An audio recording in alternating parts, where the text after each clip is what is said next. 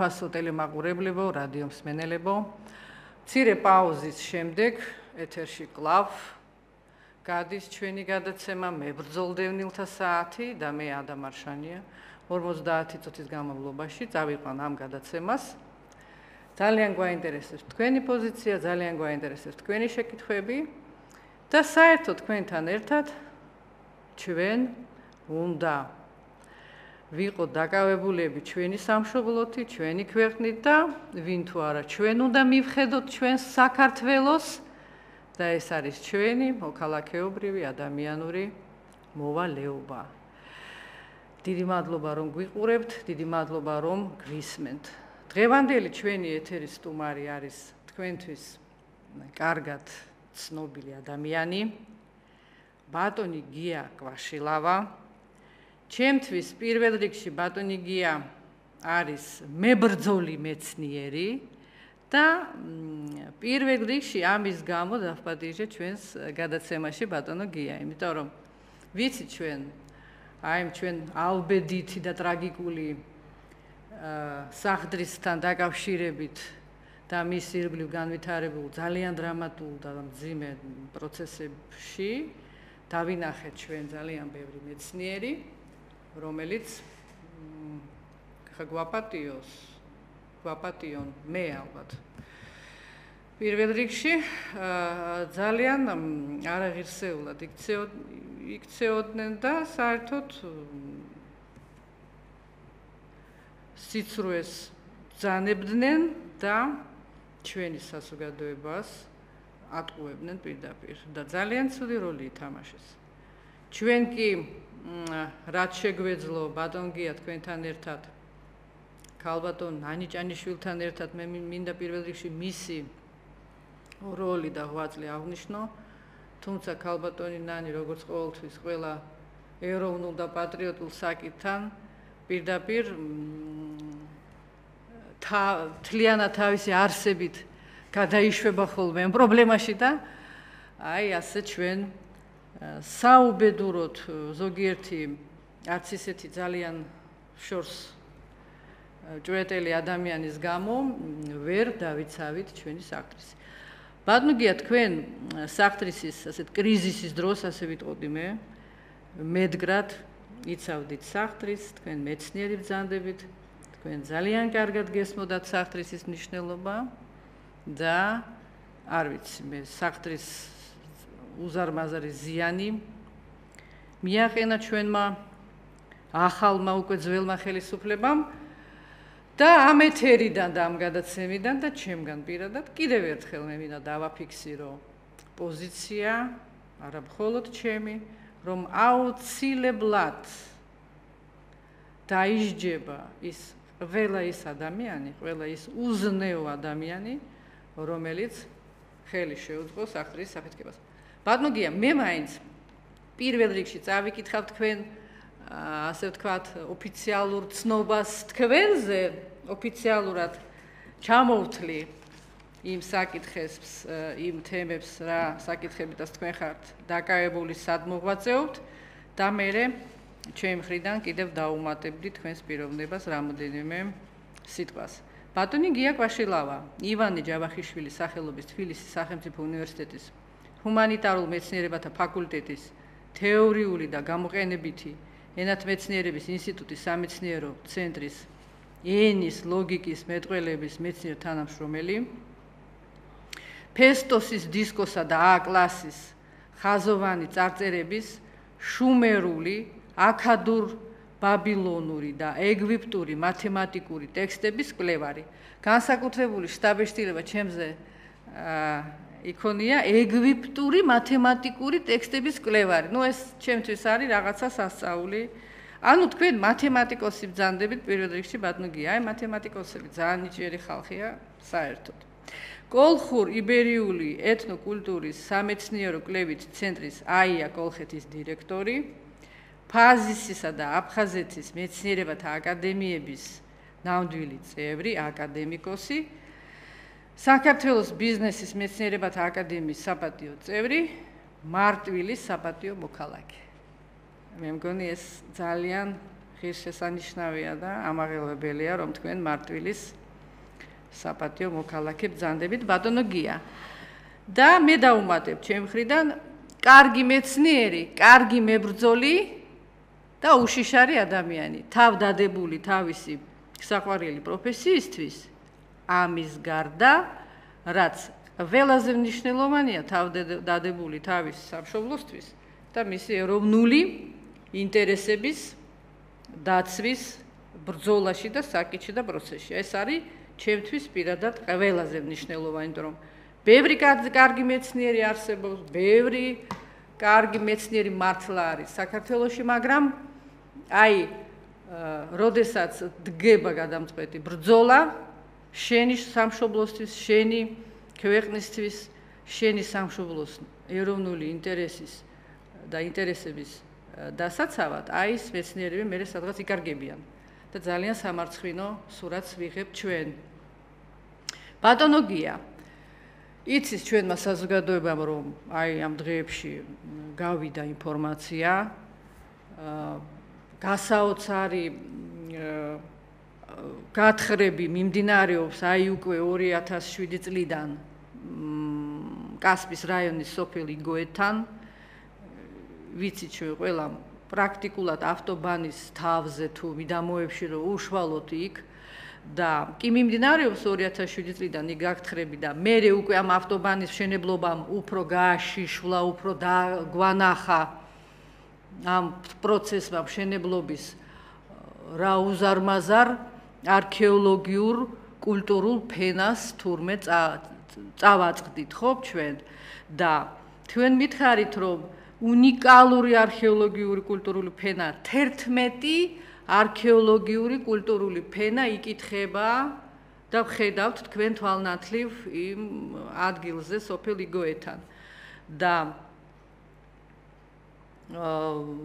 ეს არის უპრეცედენტო ასეთი რაოდენობა ფენების და გავიდა ინფორმაცია რომ თითქოს იქ აი გრაკლიანი გორა ქვია ამ ადგილს რაღაცა საოცარი აღმოჩენა არქეოლოგიური ჯერ კიდევ ბოლომდე არ არის ხო იქ გათხრილი ფაქტი არტეფაქტი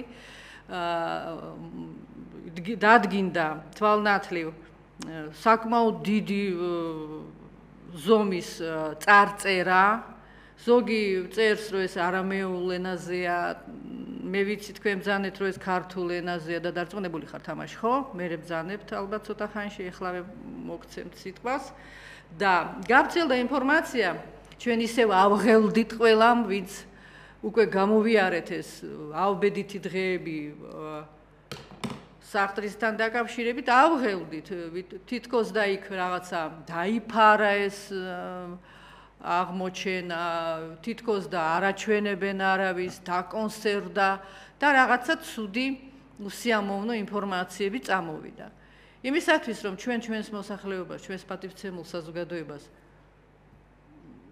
თვალნათლივ ნათლად მარტივად პატიოსნად მოუყვეთ იქ რა ხდება ჩვენ ყველა ვღელავთ და ჩვენი ყველასი საქმეა მე მგონი ჩვენი კულტურული მემკვიდრეობის დაცვა ყოველ შემთხვევაში ну რასაც შეუძლია საზოგადოებას ყურადღების ქვეშ ყავდეს და რაც შეუძლია დაიცვას თუმცა ჩვენ ძალიან ცუდი გამოცდილება გვაქვს ამ მიმართულებით ამიტომ პატიოსანი მეცნიერის ეროვნული ჩვენი ინტერესების დამცველის და მებრძოლი ადამიანისაგან ბატონი გია კვაშილავასაგან მაინტერესებს მე და ჩემთან ერთად დარწმუნებული ვარ ჩვენ საზოგადოებას ბოლოს და ბოლოს იქ რა ხდება იმიტომ რომ ჩვენ ისეთი ცუდი და მწარე გამოცდილება გვაქვს ყველას არ დაუჯერებთ და ყველასგან არ მივიღებთ ინფორმაციას აი ბატონი ანთიძე რომ მობრძანდეს აქ სტუდიაში არც ერთ მის სიტყვას არ დაუჯერებ და რასაკვირველი არ უნდა ეწყინოს იმიტომ რომ ამის საფუძველი ჩვენ გვაქვს უზარმაზარი სამწუხარო და საუბედუროდ ბატონო გია ბრძანეთ დიდი მადლობა მობრძანებისთვის. ქალბატონო და უპირველესად მინდა გითხრათ დიდი მადლობა მოწვევისთვის. საინტერესო ოჯახიდან ბრძანდებით თქვენ.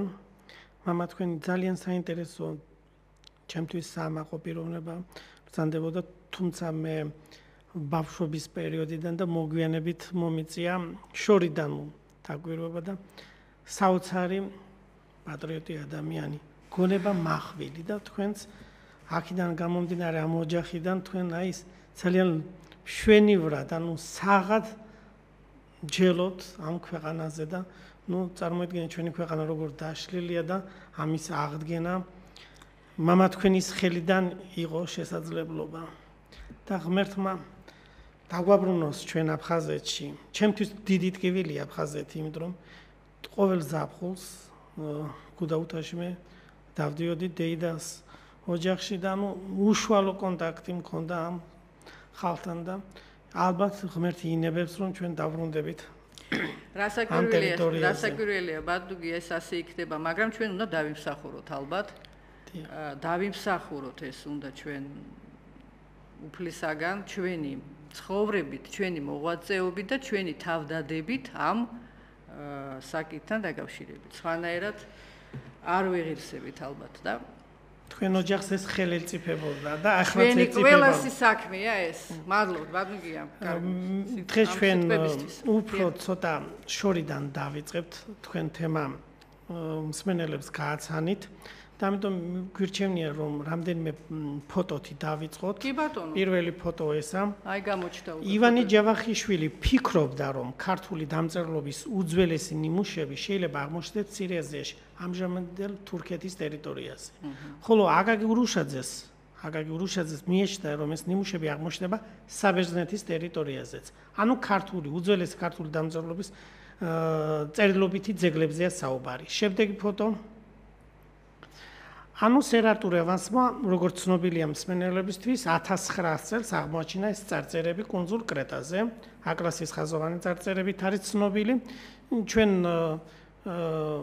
გავშიფრეთ ეს ტექსტები, მისი შრიფტი მთლიანად გაგებულია და ტექსტის კითხვა, გამოკითხვა შესაძლებელია და ლინგვისტური ანალიზიც გაკეთებულია ამ 1427 წარწერაზე. და ეს არის საერთო ქართველურ ენაზე შესრულებული 4000 წლიწინანდელი წარწერა. შემდეგი ფოტო ყველასთვის ცნობილი ფესტოსის დისკო, ეს უკვე სხვა ტიპის დამწერლობაა, იეროგლიფური ან ნახატნიშნიანია, ის ხაზოვანი იყო. ფესტოსის დისკო ერთ-ერთი თიხის დოკუმენტია, რომელიც მსოფლიოში პირველი ბეჭდვითი დოკუმენტია, რომელიც ორივე მხრიდან დაბეჭდილია ოქროს ყალიბებით. და ჩვენ ვიცით ეს თემა წარვადგინეთ ლონდონში საერთაშორისო კონგრესზე და ეგ ეს მოსაზრება გაზიარებული იქნა, იმიტომ რომ ბევრ მეცნიერს ჰქონდა დასკვნა გაკეთებული, რომ ფესტოსის დისკოს დაბეჭდილია ოქროს ყალიბები და ამიტომ ამ დამწერლობას ჰქვია ხრისოგრაფია, ბერძნულად არის ხრისოგრაფია, ოქროთი წერა.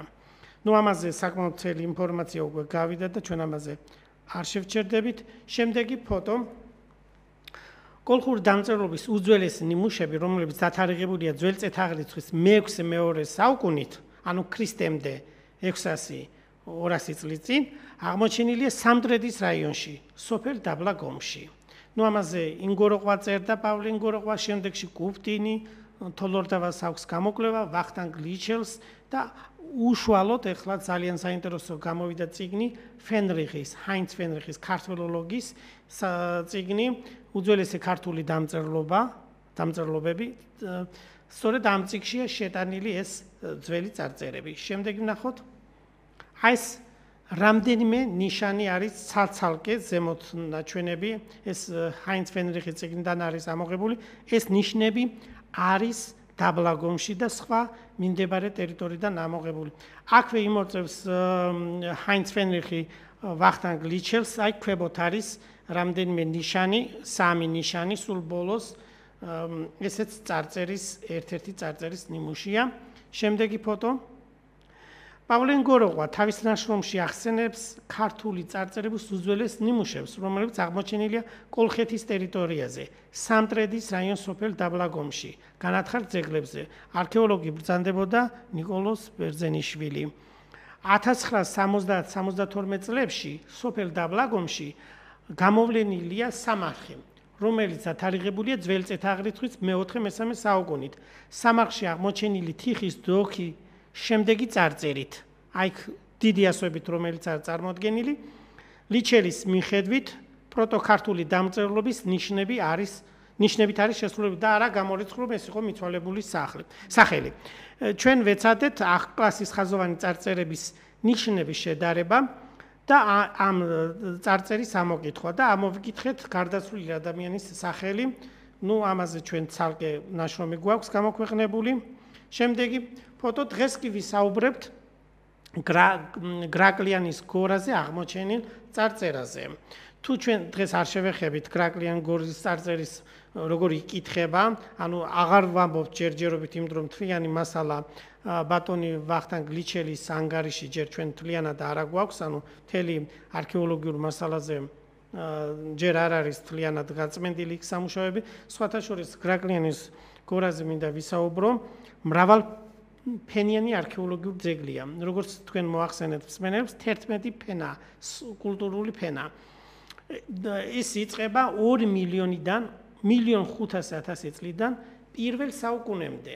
უწყვეტი, როგორც ბატონი ვახტანგ გლიჩელი გვეუბნება, უწყვეტი ჯაჭვი ცხოვრებისა იყო ამ გრაკლიანის გორაზე, გრაკლიანის გორის ტერიტორიაზე. განსაკუთრებით ისინი აღნიშნავენ, რომ ძველი წელთაღრიცხვის პირველ ათასწლეულში ძალიან საკმაოდ კარგი ნაშთები აღმოჩენილი. და კიდევ საინტერესო ის არის, რომ აღმოჩენილია ამ გორაზე, როგორც ექსპედიციის წარმომადგენლები გვეუბნებიან, შემდეგი ფოტო ნახოთ. ეს არის წარწერა, როგორც ექსპედიციის წარმომადგენლები გვეუბნებიან, ეს არის პედესტალი. პედესტალის შუბლზე არის წარწერა, საკურთხეველია, ერთ-ერთი საკურთხეველია, როგორც ექსპედიციის წევრები გვეუბნებიან, 2 საკურთხეველია. მეორე საკურთხეველის სურათი ჩვენ არ აგვაქვს, იქ 3 ნიშანი არის აღნიშნული. ამ საკურთხეველზე, ამ პედესტალზე 80 სანტიმეტრ სიგრძეზე წარწერა არის, ძალიან საინტერესო და ლამაზად არის გაკეთებული. შვენიერი შესრულება, გაოცებული ვრჩები მე, რომ ამ წარწერას თვალს რომ ვადევნებ ხოლმე. ალბათ ეს ბოლომდე გასუფთავდება და მთლიანად შესაძლებელი იქნება ამ წარწერის აღქმა. შემდეგი ფოტო. სამარხი. სამარხები აღმოჩენილია ძველი წელთაღრიცხვის მეოთხე ათასწლეულის, ძველი წელთაღრიცხვის მე-12-მე-11 საუკუნეების, ძველი წელთაღრიცხვის მე-8-მე-7 საუკუნეების, ძველი წელთაღრიცხვის მე-5-მე-4 საუკუნეების. ახლა ვნახოთ ჭურჭელი, ძველი წელთაღრიცხვის მე-5-მე-4 საუკუნეების ადგილობრივი წარმოების კერამიკა. ადგილობრივი წარმოების კერამიკა. ძალიან საინტერესო არქეოლოგიური, კერამიკული ნაწარმია ეს, ამ ხრივ თუ გამახვილებს ყურადღებას ტელევიზიის მაყურებელი, როგორი შესრულებითა გეომეტრიული ფიგურები იქ წარმოდგენილი თვითონ ჭურჭელზე. გემოვნებით არის. დიახ, ძალიან ნატიფი.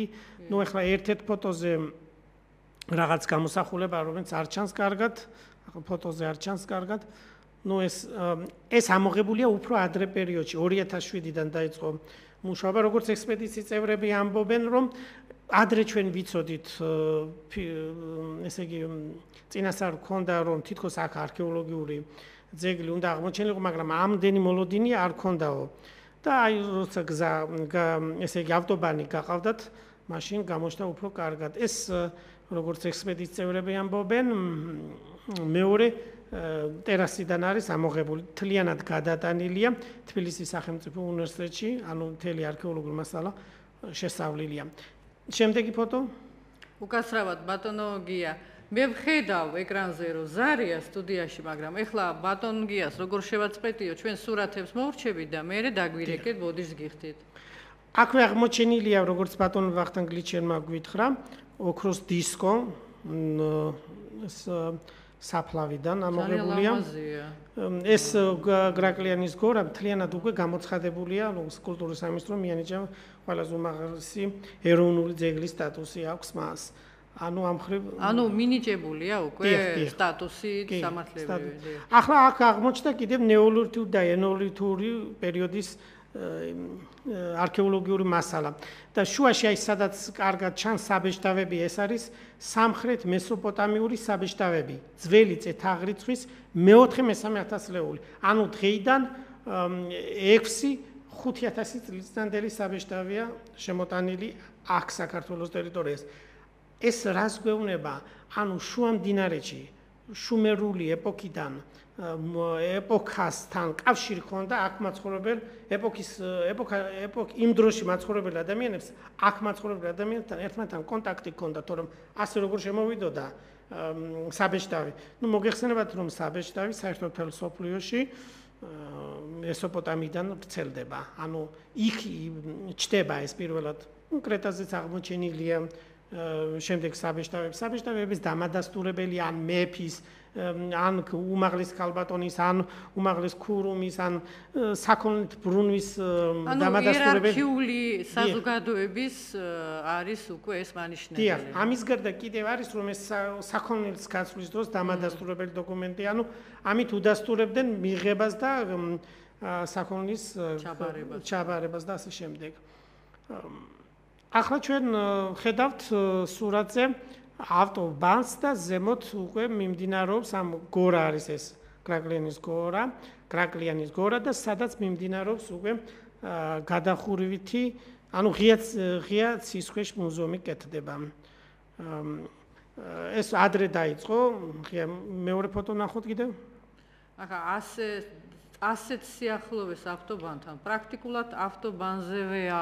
რა თქმა უნდა, ძალიან რთულია ალბათ იქ შენარჩუნება არტეფაქტების, ხო? ახლა მიმდინარეობს განუწყვეტლი მუშაობა, ასევე არქეოლოგებიც მუშაობენ და პარალელურად მიმდინარეობს გადახურვითი პროცესი, აი ჩანს ფოტოზე კარგად, შესანიშნავად, მაგრამ ეს წარწერა რომ აღმოჩნდა, ეს უკვე როგორც ბატონი ვახტანგილიჩელი გვეუბნება, აი აქ არის ამ ადგილას აღმოჩენილი რიგის, ესე იგი, რაც მათ ჰქონდათ მიღებული 460,000 ლარამდეა საუბარი, რომელიც ჰქონდათ უკვე დაფინანსებული და ეს დაფინანსება მორჩა.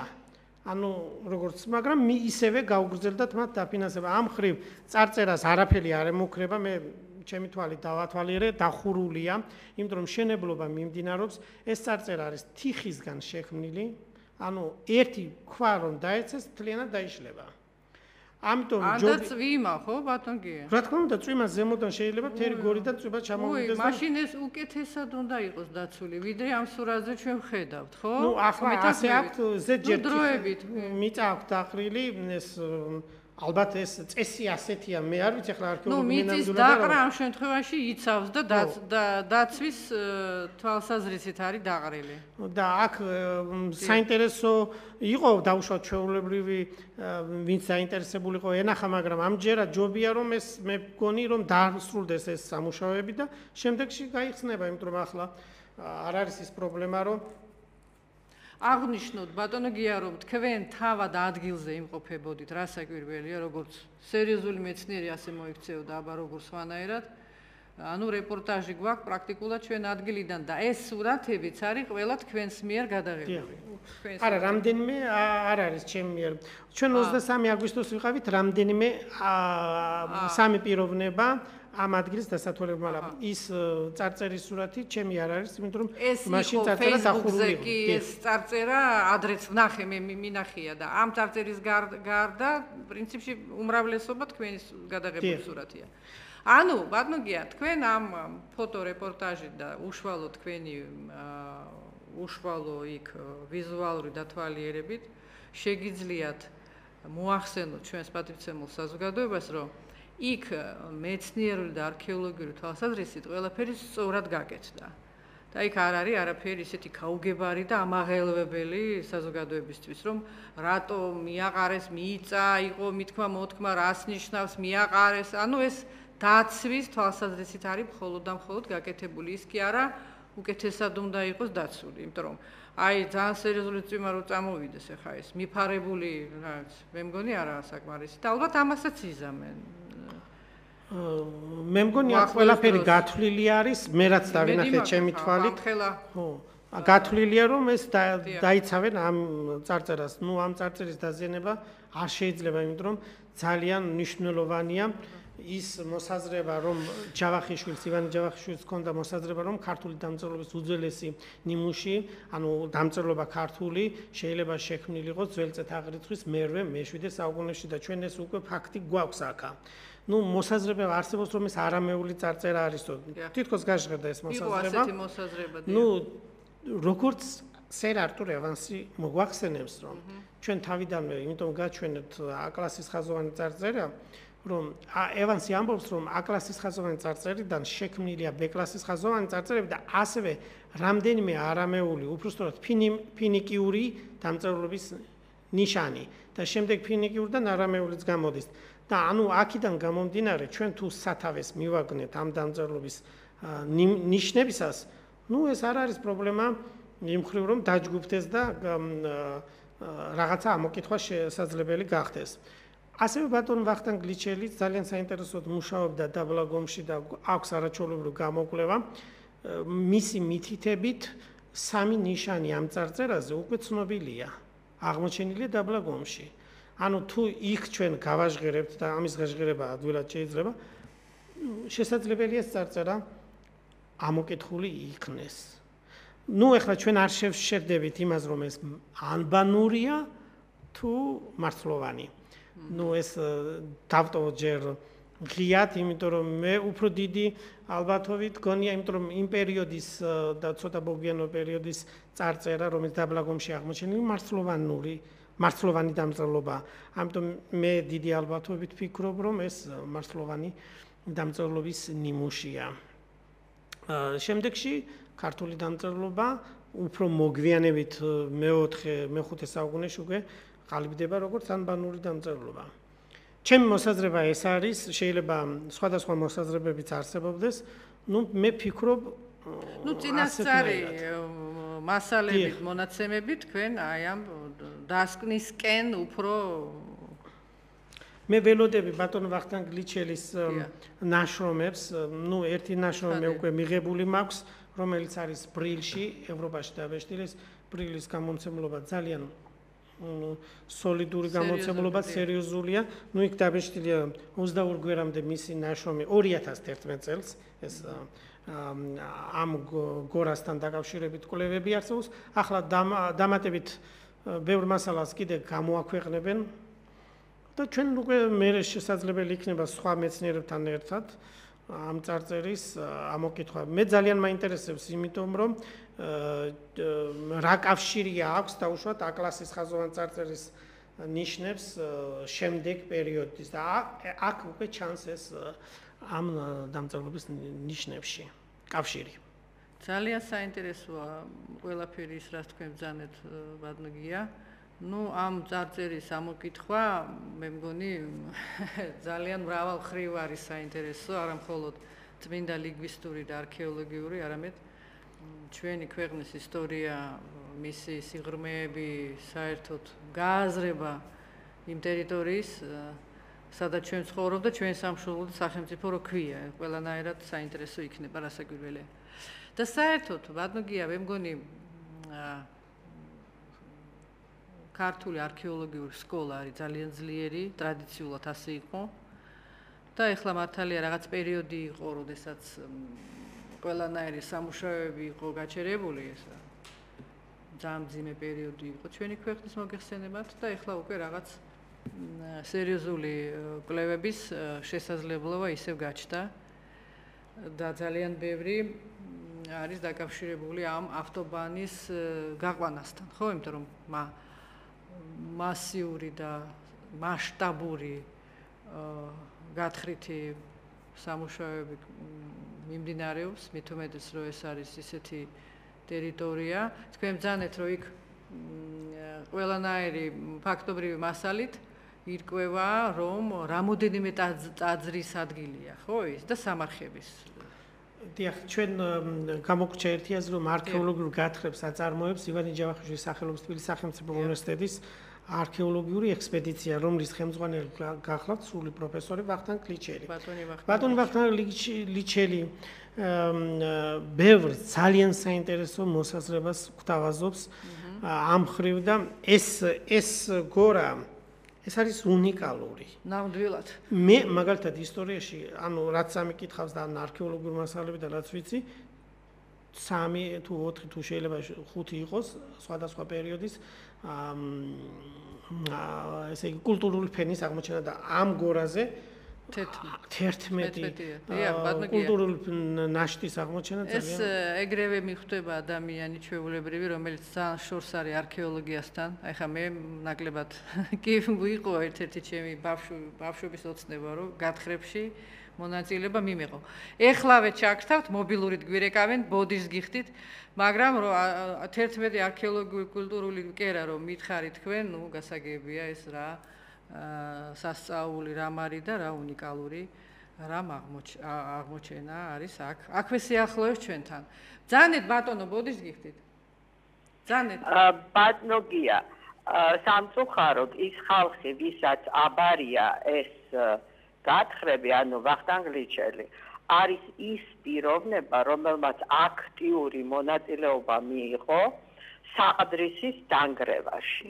ანუ ამტკიცებდა, რომ ის არ არის ძეგლი. შემდეგ ვინც იქ ანთიძეს, ვისაც აბარია ეს საერთოდ ძეგლი, ვინც გამოდიოდა კულტურის მინისტრი, ესენი არიან ის ხალხი, ვინც დანაშაულებრივად არიან მონაწილენი საყდრისის აფეთქებაში. ამიტომ ქართველი ხალხი, ვინც აი შეძრულია ამ საქმით, რომ დიდი ეჭვი აქვთ, რომ ისინი ყველაფერს მოიმოქმედებენ იმისათვის, რომ გაანადგურონ ეს ძეგლი. რა, ფული მაინდა-მაინც მეორე დღეს დამთავრდა, როცა ეს წარწერა აღმოაჩინეს, 2 დღის მერე დარეკა. ბუღალტერმა რომ ფული აღარ არის და დააკონსერვებდა თუ როგორ არ შეეძლოთ რომ ეს უფრო გაეგრძელებინა თუნდაც 2 კვირა, თუნდაც მოეწვიათ ვიღაც უცხოელი არქეოლოგები, ძალიან დიდი ეჭვი არსებობს რომ ესენი არიან ქართული კულტურის მტრები, ქართული კულტურის დამანგრევლები, საყდრისი არანაკლებად მნიშვნელოვანი იყო, ვიდრე ეს წარწერა აღმოჩენა. ხა თქვენთვის შეიძლება წარწერა უფრო მნიშვნელოვანი, მაგრამ ის ოქროს მომპოვებელი მაღარო დამამტკიცებელი იყო იმისა, რომ შემდეგ ამ ხალხს უნდა გააკეთებინა ზუსტად ის ყალიბები ოქროსი, რომლის საშუალებითაც თქვენ, ასე ვთქვათ, გააკეთეს ის ფესტოს დისკო და ასე შემდეგ. ამიტომ აი ეს მოსაზრება იმისა, რომ ქართულ ხალხს აქვს დიდი ეჭვი, რომ აი ისეთ ადამიანებს აბარია ეს, ვინც დანაშაულად ციხეში უნდა იყოს ყველა. სხვადასხვა ის ლიჯერიც, რომელსაც მე აჩვენებთ. ასე გერმანელებსაც ძალიან კარგი მეცნიერები ყავდათ, რომლებიც მონაწილეობას იღებდნენ ყველა იმ დანაშაულში, რომელსაც ნაცისტების ჩადიოდნენ. და ესენი არიან დამნაშავეები. დიდი მადლობა პოზიციის, აი ასეთი პირუთვნელი დაფიქსირებისთვის. ქალბატონანი იყო, მე მგონი, თუ არა, თუ მეშლება? არ ვიცი. პრინციპში რა მნიშვნელობა აქვს? ეხლა ლიჩელი მე გამიგონია ეს გვარი ბატონის სახთისთან დაკავშირებითაც ჰქონდა თავისი პოზიცია მას, არც თუ ისეთი კარგი და სახარბიელო. ნუ აი ესეთი ფაქტის წინაშე გვაქვს ჩვენ. ამხელა დანაშაული მოხდა ჩვენ თვალწინ, საზოგადოების თვალწინ. აფეთქდა უზარმაზარი კულტურული მემკვიდრეობა და კერა ჩვენს ქვეყანაში და არავინ ამაზე პასუხს არ აგებს. აი ასეა და გრძელდება ჩვენი ცხოვრება, მაგრამ ნუ გონია იმ ადამიანებს, ვინც სამაში იყო ჩარეული, რომ ჩვენ ესე იგი არ მოქმედებთ და ყველანაირად დაიჯდებით თქვენ. აი აბსოლუტურად ყველანაირად და ბატონი ანთიძე ამ ფაქტის მერე როგორ უნდა იყოს იქ საერთოდ ხელმძღვანელად და როგორ უნდა ებაროს მას ეს ძეგლები და ძეგლთა დაცვა, ეს ძალიან ირონიულად, ანეკდოტურად ჟღერს იმ ფაქტის მერე, რაც ჩვენ მივიღეთ ძალიან ცუდი ფაქტი იყო, რა თქმა უნდა, საყდრისის აფეთქება. რასაკვირველია. პირველი დღიდან მე ამას ეს არის ჩვენი გული რომ ააფეთქოს ადამიანს. ნუ ამაზე როგორ გითხრათ? დრო მოვა, თავისთავად მოვა დრო. ნუ ახლა ამ დრო ჩვენ ხელოვნურად ვეღარ მოვიყვანთ, მაგრამ თუ ვისაც აქვს შესაბამისი დანაშაული ამ ფაქტთან დაკავშირებით, ყველა აგებს პასუხს, იმიტომ რომ აბსოლუტურად. ის ღირებულება, რაც სახტრის ჰქონდა, ის არ არის ის, რაც იქიდან ეხლა მოიღეს ოქრო.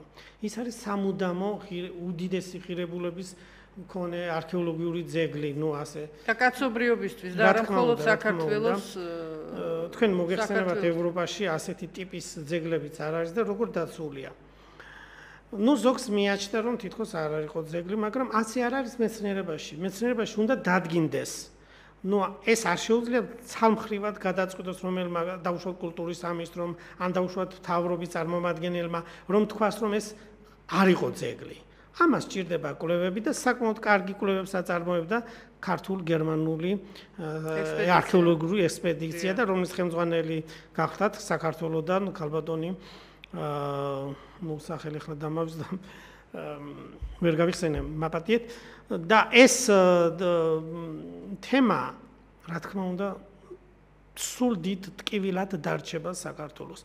ამ დროს, ამ პერიოდში, როცა უკვე კაცობრიობა მივიდა იმ დონემდე, რომ ყველაფერს ჭირდება გაფრთხილება და მოვლა, ამ დროს ეს არ შეიძლება. ჯერ ერთი უნდა დადასტურებულიყო თუ არ იქნებოდა არქეოლოგიური ასეთი მნიშვნელოვანი ძეგლი.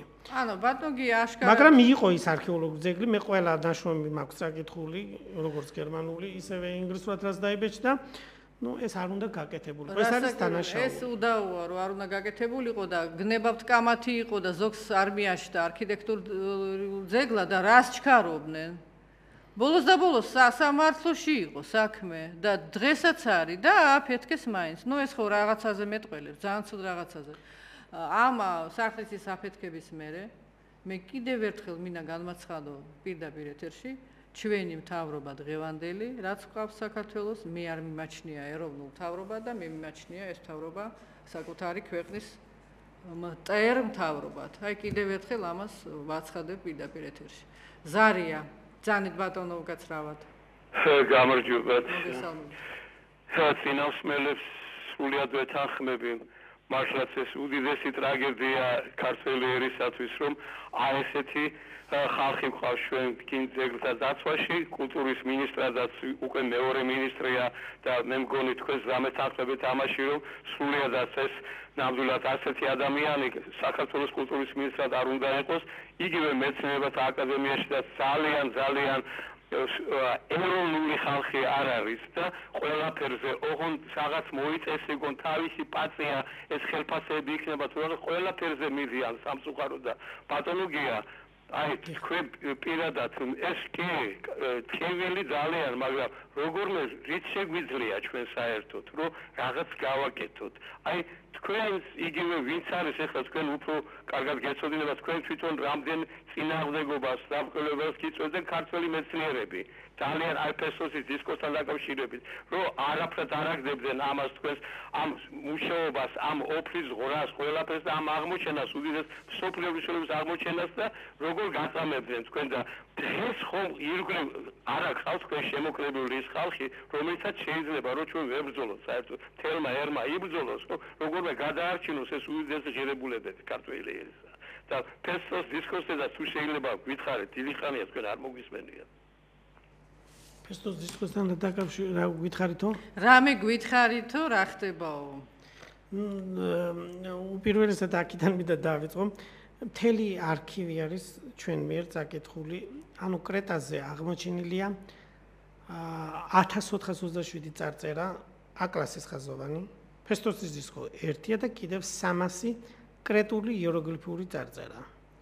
ჩვენ თლიანად ამ მთელი არქივის წაკითხვა შეგვიძლია სათითაოდ ყველა წარწერას ვაქვეყნებთ ლინგვისტურ ანალიზით დადგენილია რომ ეს არის საერთო ქართველური ენა სანამ დაიშლებოდა ქართველური ენებად მეგრულ აზურსვანურ ქართულად როგორ აღმოჩნდა კრეტაზე ეს დამწერლობა ჩვენ იქ ვიყავით თუ აქ არ ვიყავით ასე არ ყოფილა ქართველური მოდგმა განცობილი იყო პირობითად ვამბობ ჩვენ ეს ქართველურ მოდგმაზე კავკასიიდან დაწყებული შავი ზღვის აუზის სანაპიროებზე ხმელთაშუა ზღვის აუზის სანაპიროებზე ეს ცნობილია ბერძნულ წყაროებში ვისაც შეუძლია ძველი ბერძნულად ტექსტების წაკითხვა, აქედან გამომდინარე გასაკვირი არ უნდა იყოს, რომ იქ კრეტაზე აღმოჩენილიყო წარწერები. ამაზე პირველად როგორც მოგახსენეთ, აკაკი ურუშაძე ამბობს, რომ ეს წარწერები უნდა წაკითხული იქნეს იბერიულ კავკასიურ ენაზე და შედეგი შედეგი მივიღეთ, იმიტომ რომ ასევე მას დაემატა მოსაზრება ავსტრიელი მკვლევარის ჰერბერტ ცევიშისა, რომ ფესტუს დისკო და აკლასის ხაზოვანი წარწერები შესრულებულია საერთო ქართულ ენაზე. რა წერია ამ წარწერებში? ფესტუსის დისკოზე მოგეხსენებათ, ეს არის სავედრებელი საგალობელი ტექსტი დედა ღვთაებისადმი მიძღვნილი, ჰიმნი. ანუ ასე შეიძლება ვთქვათ, ხოლო აკლასის ხაზოვანი წარწერები, რომელსაც პირობითად არქმევს ევანსმა აღმოაჩინა ეს წარწერები, რადგან არ იცოდა რა ენაზე იყო შესრულებული და რა კულტურა იყო ამ სივრცეში გავრცელებული. და ამიტომ ამ ფირფიტების წარწერას აკლასის ხაზოვანი წარწერები დაარქვა. შემდეგში აკლასის ხაზოვანი წარწერებიდან შეიქმნა ბერძნები ჩადიან 1450 წლის შემდეგ, ძველი წელთაღრიცხვიდან 3500 წლის წინ იწყება კრეტის ცივილიზაციის დაქვეითება მოხდა სანტორინზე ვულკანის ამორფქების შედეგად და ეს ცივილიზაცია ნელ-ნელა სუსტდება და ბერძნები 100 წლის შემდეგ ამ ტერიტორიას იპყრობენ. ესე იგი ბერძნები როგორც კი ჩადიან, ხედავენ რომ ეს კულტურული მათ აქვთ დამწერლობა და ამ დამწერლობიდან ქმნიან უფრო მათი ენისთვის საჭირო დამწერლობას, რომელსაც პირობითად ქვია ბ-კლასის ხაზოვანი დამწერლობა. და ეს ბ-კლასის ხაზოვანი წარწერა გაიშიფრა 1953 წელს ინგლისელი არქიტექტორის მაიკ ვენტრისის მიერ. ჩვენ უკვე ვხედავთ მაიკ ვენტრისმა როგორ გაშიფრა ბ-კლასის ხაზოვანი ნიშნები და რადგანაც იდენტურია ნიშნები A-კლასის ხაზოვანი წარწერების ნიშნებთან, აქედან გამომდინარე A-კლასის ხაზოვანი წარწერების ფონეტიკური წაკითხვა შესაძლებელი იყო, მაგრამ ენის დადგენა გაჭირდა. და აი ენა ლინგვისტური კანონზომიერებები, ესე ენა როგორ უნდა ამოგვეცნო ჩვენ. ამისთვის არის თეორია შექმნილი გამყრელიძე მაჭავარიანის თეორია. 1965 წელს არის ეს წიგნი გამოცემული სონანთა სისტემა და აბლაუტი ქართულ ენებში. საინტერესოდ მათემატიკური სიზუსტით, რომ ვთქვათ, ისია საერთო ქართული ენა აღდგენილი ამ ორი დიდი მეცნიერის მიერ. და საოცარია ისა, რომ მათი ვარაუდები ამ წარწერების ამოკითხვის დროს ლინგვისტური ვარაუდები დადასტურდა.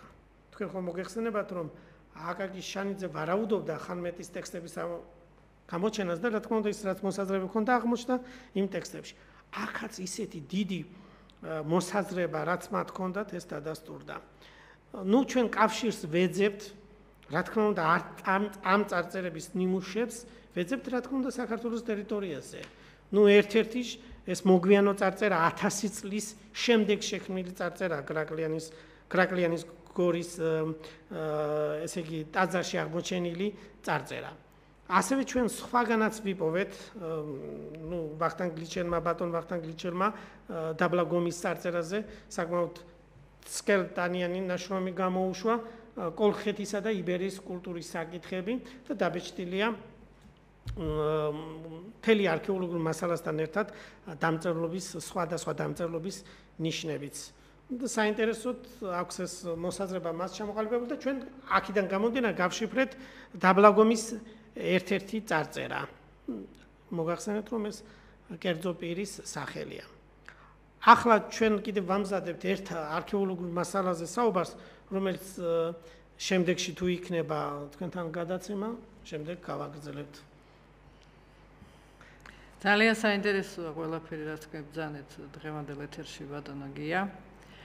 ძალზე საინტერესოა. უბრალოდ ჩვენ ვხედავთ რომ ყველას არ გულისხმობ ცხადია, მაგრამ ისეთი ადამიანების ხელშია ეს საკითხი დღესაც იმ ტრაგედიის მერე, იმ აფეთქების მერე, რომელიც მართლაც რომ ჩვენს გულში აფეთქდა, მართლა ჩვენ გულში აფეთქდა ის საყდრისი და არა მხოლოდ საყდრიში. რომ აბსოლუტურად ობიექტური მიზეზი გვაქვს ჩვენ რომ არ ვენდოთ იმ ადამიანებს და აქედან გამომდინარე ბატონი ალბათ და მეთანხმებით რომ უნდა ჩვენ გავაძლიეროთ ჩვენი კონტროლი და თვალთვალი იმაზე თუ რა ხდება აი ამ გრაკლიანის გორაზე და უნდა დავაკვირდეთ რა პროცესები განვითარდება და საკმაოდ ხშირად უნდა ალბათ ჩავდიოდით იქ ადგილზე და დათვალიერებას ხომ არ გვიგზალავენ, ხომ არ გვიშლიან ხელს. მე ვფიქრობ, ხალბატონო ადა პოლიცია როგორც იქ მე ვხედავ, პოლიცია იცავს, პატრული იცავს, შეხედვიდან გამომდინარე საკმაოდ კარგად დაცულია და ნუ ახალგაზრდები ძალიან საინტერესო ახალგაზრდები არიან და იმდენად რუდუნები და ძალიან მუშაობენ და მე დარწმუნებული ვარ, მე მჯერა მათი ახალგაზრდები თავად არ მისცემენ უფლებას იქ რამე გაფუძნდეს. იმდენად ყურადღებიანები არიან, აი ჩვენ ყველა დეტალს გვიხსნიდან და ძალიან კარგი. ახალგაზრდების კონტროლი უნდა იყოს იქ. თბილისის სახელმწიფო უნივერსიტეტის სტუდენტები არიან და ძალიან და იციან ამ სტუდენტებმა ბატონი ლიჩელის პოზიციის თაობაზე საფრთხესთან დაკავშირებით ალბათ იციან. ნუ ეს დეტალები მე არ ვიცი, უფრო ამ შემთხვევაში მე შემოვიფარგლე მისი რეალურად რაც აქვს მას ამ ადამიანს გაკეთებული დადებითი ფორმატით, ანუ საკმაოდ კარგი კვლევები აქვს და ნუ ისეთი კვლევები, რომელიც მე მაგალითად ჩემთვის დიდ აღტაცებას იწვევს. ნუ შეიძლება ადამიანი მართლაც რომ იყოს კარგი სპეციალისტი თავისი დარგის საკითხის, მაგრამ ნუ იყოს ან შიშარ ადამიანი, ან თავს არ დადებს ეროვნულ ინტერესზე. ასეთი ხალხი არის საკმაოდ ბევრი სხვათაშორის მეცნიერებს შორის. სულ არ დაგვრჩა დრო, ბატონო გია, დიდი მადლობა. ძალიან საინტერესო მასალა იყო დღეს წარმოდგენი ჩვენ სტუდიაში. ძალიან საინტერესო ინფორმაცია მივიღეთ და ჩემი გადაცემის კარი, დრო, საშუალება ყოველთვის იქნება თქვენთვის ღია და შეგიძლიათ რასაკვირველია წინასწარ გამაფრთხილოთ მე და თუ რამე საინტერესო ხდება ამ მიმართულებით ჩვენი გადაცემიდან გავაჟღერებ და რასაკვირველია ერთად ძალიან კარგად დავაკვირდებით იმას თუ რა ხდება გრაკლიანის გორაზე და რა ხდება ჩვენს ქვეყანაში ეს ყველასი ჩვენი საქმეა ყველაფერი რაც ხდება ჩვენს ქვეყანაში ჩვენი საქმეა ჩვენი დასაცავია და ჩვენი ყურადღების ქვეშ უნდა იყოს ყოველთვის. დიდი მადლობა ყურადღებისთვის, მომავალ შეხვედრამდე.